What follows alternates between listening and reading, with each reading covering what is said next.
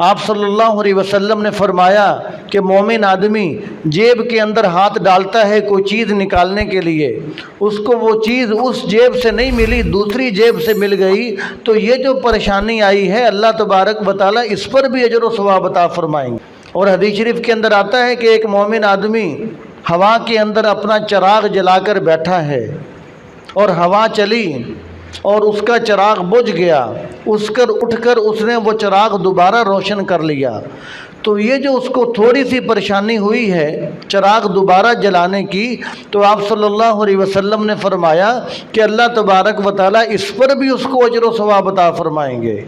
اور اگر کسی مومن کو کانٹا چبھ جاتا ہے اس پر بھی اللہ تبارک و تعالیٰ اجر و ثواب عطا فرمائیں گے۔ یعنی مومن کا کوئی حال بھی خیر سے خالی نہیں ہے، لیکن شرط یہ ہے کہ وہ صبر شکر کرنے والا ہو، اللہ تعالیٰ کے حکم پر، اللہ تعالیٰ کے فیصلوں پر وہ راضی رہنے والا ہو۔ تو بظاہر ہمیں لگتا ہے کہ وہ سیلاب زدگان بہت مصیبت پریشانی میں ہیں، اور ہیں بھی مصیبت پریشانی میں، اللہ تعالیٰ ان کی مصیبت پریشانی دور فرمائے۔ جس طرح میں نے پہلے یہ عرض کیا کہ یہ پیغام ان حضرات کے لیے ہے،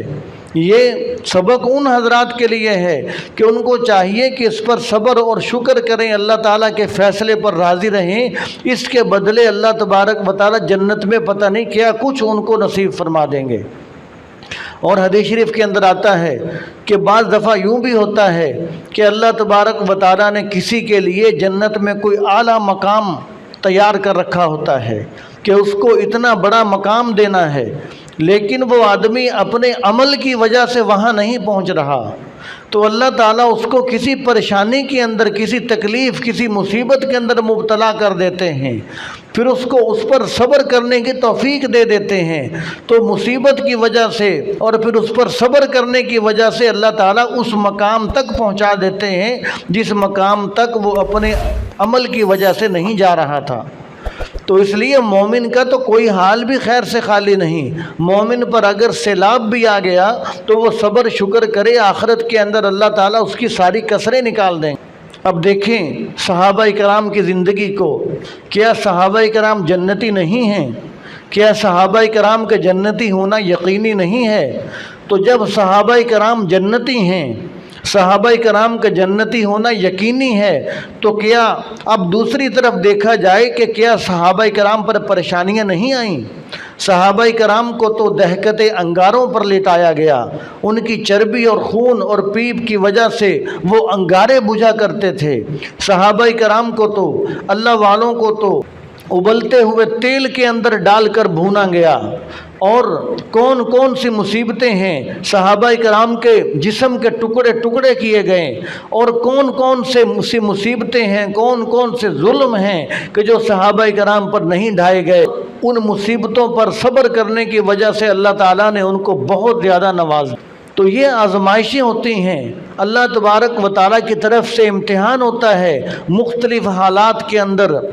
اللہ تعالیٰ مختلف حالات دیتے ہیں کہ میرے بندے ان حالات کے اندر ان کا تعلق میرے ساتھ کتنا رہتا ہے۔ تو جب صحابہ کرام کا جنتی ہونا یقینی ہے، ان پر حالات آئے ہیں، تو آج ہم سوچیں کہ جی ہم مسلمان ہیں، ہم نے کلمہ پڑھ لیا، اب دنیا کے اندر ہم پر کوئی مصیبت نہ آئے، کوئی پریشانی نہ آئے، اس لیے کہ ہم نے کلمہ پڑھ لیا۔ ایسے نہیں ہوتا، اللہ تبارک و تعالیٰ کسی کو مختلف حالات دے کر، پریشانیاں دے کر آزماتے بھی ہیں۔ اور یہ بات میں نے پہلے کہی کہ مصیبت، پریشانی، تکلیف اللہ تعالیٰ سے مانگنا جائز نہیں ہے،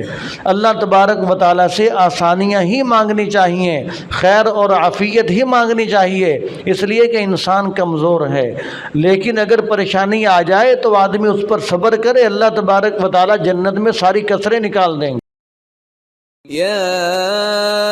أيها الذين آمنوا اتقوا الله وكونوا مع الصادقين